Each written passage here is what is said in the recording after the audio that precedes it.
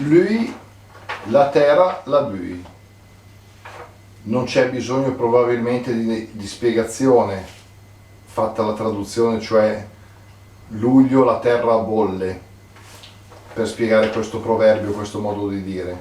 Evidentemente luglio, il mese più caldo, è incominciata l'estate pochi giorni prima, cioè il 21 di giugno, e quindi appunto fa molto caldo, fa caldo adesso, faceva caldo un tempo, e siccome abbiamo sempre detto che questi proverbi legati alla meteorologia, al tempo atmosferico, molto spesso risentivano dell'esperienza dei contadini, di chi lavorava la terra, oppure anche degli operai, di persone che comunque avevano a che fare, diciamo, col tempo.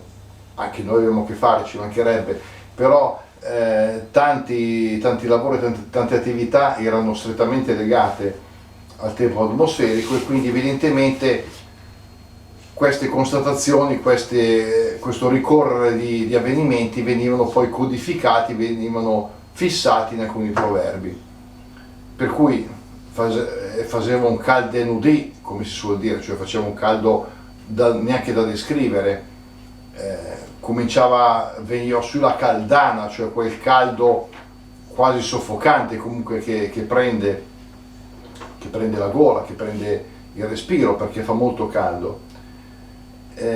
Quindi non c'era neanche bisogno, come magari qualcuno dice che può fare, di lavorare per ciapacalt, cioè lavorare tanto per prendere caldo. In luglio non c'è proprio bisogno.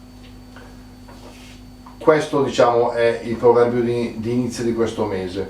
Ma questo mese vorrei cominciare a dire qualcosa rispetto a un evento o a una ricorrenza che è importante, ed è la ricorrenza del 50° anniversario della morte di Giosafatti Rotondi, che ricorderemo sabato prossimo ad Ugnano con questa serata.